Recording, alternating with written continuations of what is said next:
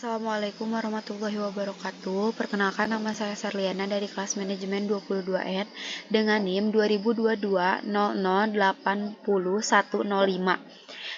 Di sini saya akan menjelaskan materi mengenai berbagai macam lembaga keuangan dan laporan keuangan dalam memenuhi tugas mata kuliah manajemen keuangan. Lembaga keuangan dan pengelolaannya.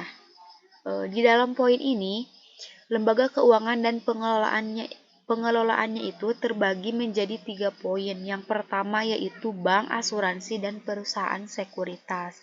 Nah, ketiga lembaga itu merupakan komponen penting dalam sistem keuangan.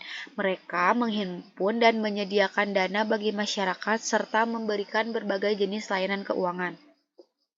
Untuk yang pertama yaitu bank. Bank ini menyediakan layanan penyimpanan, pinjaman, dan pembayaran bagi individu dan perusahaan. Poin yang kedua yaitu asuransi. Nah, perusahaan asuransi ini memberikan perlindungan finansial melalui polis asuransi untuk mengurangi resiko. Untuk yang ketiga yaitu perusahaan sekuritas. Nah, untuk perusahaan sekuritas ini adalah yang memfasilitasi perdagangan efek seperti saham, obligasi, di pasar modal. Untuk yang selanjutnya yaitu jenis-jenis laporan keuangan. Laporan keuangan menyediakan informasi tentang kinerja finansial suatu entitas. Ada beberapa jenis laporan keuangan yang penting untuk dianalisis. Yang pertama yaitu laporan laba rugi. Laporan laba rugi ini menunjukkan pendapatan, beban, dan laba atau rugi suatu perusahaan dalam periode tertentu. Untuk yang kedua yaitu laporan arus kas. Laporan ini menggambarkan arus kas masuk dan keluar suatu perusahaan dalam periode tertentu. Yang ketiga yaitu neraca. Neraca menampilkan aset, kewajiban, dan ekuitas suatu entitas pada suatu tanggal tertentu. Untuk yang selanjutnya itu laporan perubahan ekuitas. Laporan ini mengungkapkan perubahan ekuitas pemilik perusahaan dalam periode tertentu melalui investasi dan laba yang ditahan.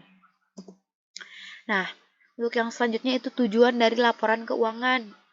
Tujuannya terbagi menjadi 3, yaitu informasi bagi pihak eksternal, pemantauan kinerja, dan transparansi serta pertanggungjawaban.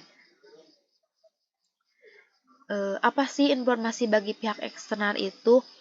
Nah, di sini membantu investor, kreditor, dan pemangku kepentingan lainnya mendapatkan informasi akurat tentang kinerja finansial suatu entitas. Untuk yang kedua, pemantauan kinerja. Untuk pemantauan kinerja sendiri, ini memberikan alat evaluasi bagi manajemen untuk memantau kinerja, keuangan, dan efektivitas operasional suatu perusahaan. Yang terakhir yaitu transparansi dan pertanggungjawaban. Nah, di sini dijamin transparansi dalam pengelolaan keuangan dan memastikan pertanggungjawaban kepada para pemangku kepentingan. Karakteristik laporan keuangan yang baik. Nah, bagaimana sih karakteristik laporan keuangan yang baik itu? Nah, di sini ada 3 poin. Yang pertama itu relevan, akurat, dan pemahaman. Untuk relevan ini, informasi yang disajikan harus relevan dan dapat membantu pengguna dalam membuat keputusan. Untuk yang kedua yaitu akurat. Akurat ini merupakan suatu seluruh informasi yang disajikan harus akurat dan dapat dipercaya. Jadi harus real ya. Untuk yang terakhir yaitu pemahaman. Nah, untuk pemahaman sendiri ini di dalamnya adalah informasi yang disajikan harus mudah dipahami oleh pengguna yang memiliki pengetahuan keuangan yang terbatas. Yang selanjutnya itu pentingnya manajemen keuangan yang baik. Nah, yang pertama itu perencanaan keuangan. Perencanaan keuangan ini merupakan perencanaan keuangan yang matang, membantu mengatur anggaran pendapatan dan pengeluaran dengan efisien. Yang kedua yaitu pengendalian biaya. Dalam pengendalian biaya ini, mengelola biaya secara hati-hati, membantu mencegah pemborosan dan memaksimalkan keuntungan. Untuk yang ketiga yaitu pengelolaan utang. Meminimalkan utang dan memastikan pembayaran tepat waktu adalah kunci dalam menjaga kestabilan keuangan. Beberapa tantangan dalam penyusunan laporan keuangan. Penyusunan laporan keuangan dapat melibatkan beberapa tantangan yang perlu diatasi untuk memastikan kualitas dan keakuratan laporan tersebut. Nah, di sini terbagi menjadi 3 poin.